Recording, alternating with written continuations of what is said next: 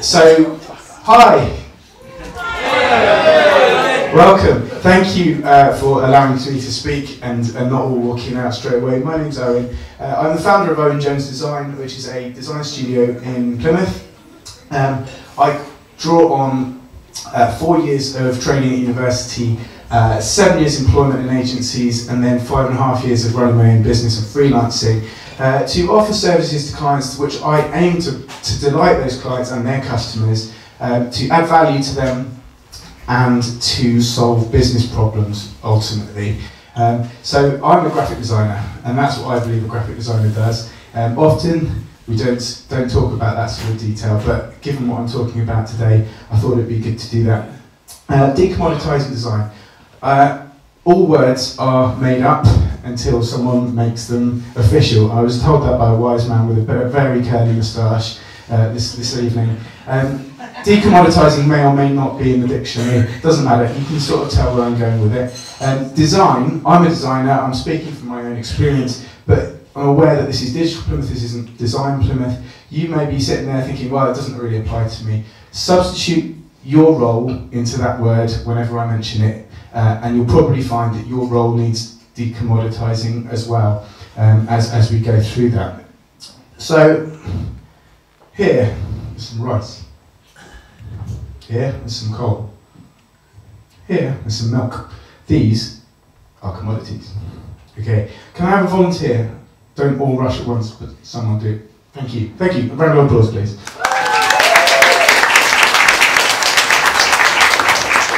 Hello. What's your name? Heather. Nice to meet you. What I'd like you to do is take these 2 glasses of milk here. One of them is from Tesco, and one of them is from Sainsbury's. And what I'd like you to do is tell me which is which, and why. Thank you. Yeah, I was hoping that if I picked someone that was lactose intolerant, they wouldn't still drink it, and I'd pick someone else. Did you just do the smell test to check? Okay, carry on.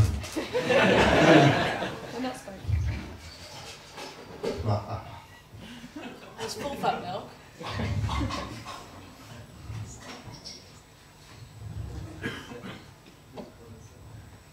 So, Tesco's and Sainsbury's. that one's from Sainsbury's, clearly. It's not actually. Round of applause for trying. Thank you. So, milk is a commodity. This is what I'm trying to say.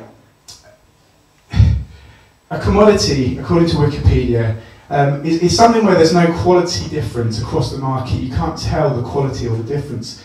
So therefore pricing becomes standard across the board. If you can get the same thing in one shop for 30% less, then bonus for you, and you've got a bargain. Whereas something that's not a commodity, the price will fluctuate according to various factors. So creativity, ideas, problem solving doesn't fall into that same category, I don't think.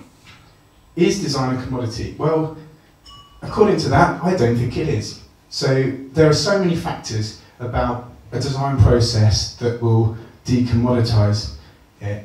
And is the designer a freelancer, for example, or are they part of a studio team or an agency? Are they a recent graduate, or are they untrained? Or are they 30 years into a glittering, award-winning career? Are they an expert in a particular niche? Or are they a jack of all trades that does a bit of everything? Are they local? Are they famous? Are they privy to particular resources that other designers might not be? Are they nice? You know, there's so many different factors that go into the relationship that is the design process that there's no way we can really call it a commodity, but it's so often in our careers, or in my career, I see it referred to in that way. And I'm sure you've encountered it as well. So, someone comes to you and says, I need a website, and I've seen that you can get a website online for £200, so can you match that? I want a website for £200. Okay. Or what about a guy that comes to you and says, well, I thought I'd come to you for a logo, but actually what I did in the end was I went to 99designs.com.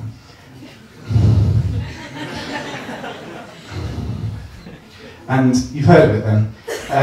And I spent £100 and I got 4 million ideas, which were all the same and a bit rubbish. And I got that. And you know, if that guy came to me and said, look, this is what I've been quoted, I've got a £100 budget, do me a logo, I'd be probably quoting them in the region of 10 times that, and they're going to look at me like I'm mental, and then they're going to run out the door, straight back to 99 Designs, and take them up on their £100 offer, because the value in what they're looking for is defined by what they've seen advertised. But if I can start talking to them in terms of my experience, if I can talk to them in terms of maybe my skill or my time or my process that I've developed, which helps me solve problems, that's different. And if I can start talking to them about, you know, results, how, you know, it's a results industry that we're in. If I can start talking about what a real brand can do for your business and what the benefits to your business will be, that you become more recognisable, trustworthy, confident, all these things that go towards building your business, that's different. If I can tell them a bit about 99 Designs and what that involves versus a professional getting alongside you, offering their expertise, understanding your needs, understanding your problems, and then creating a bespoke solution to take that forwards, that's different. Okay, that's what I believe is decommoditising design. And so, was anyone here? How many people were here in December? There's quite a few. So Chris from IDAT, who's here somewhere, was one of the speakers up at the bar. Yeah, he said something which really struck me last time we all met, which was that as a developer, he feels his industry sometimes hides the magic of what they do, and that can lead to a perceived lack of value with their clients in terms of what they're offering.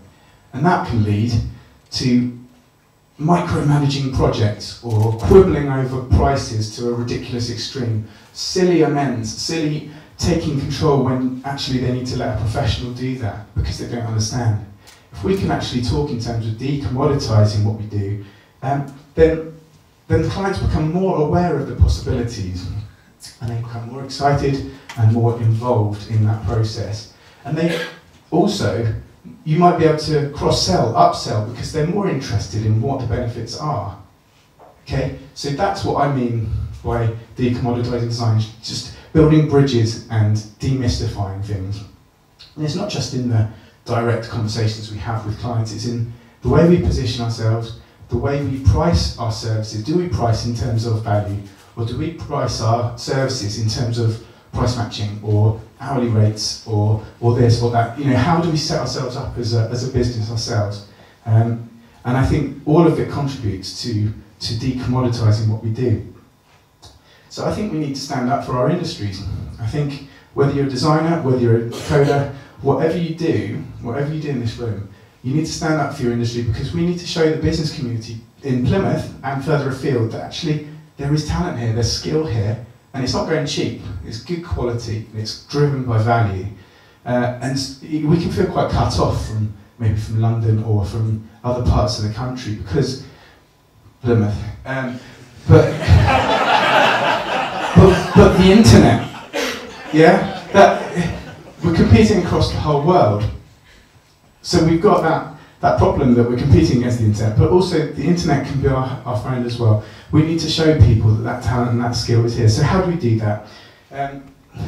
We know our value, like I say, you need to know what you're worth in terms of what you charge. Do your research, understand where you fit in the scale and charge according to that, but also in terms of what the value is for your customer, what are they going to get out of it. Understanding that is really important. Communicating and talking about that value. So are you known as the person that knows what they're talking about? Are you blogging, tweeting, Facebooking about your industry? Are you up to scratch, up to standard with what's going on in your industry? Do you have an opinion on that? And do you communicate that and do you talk about it? And then live your value. I hope you're all passionate about what you do, because we're doing vocations, right? We're doing what we wanted to do. And I love my job, absolutely love what I do.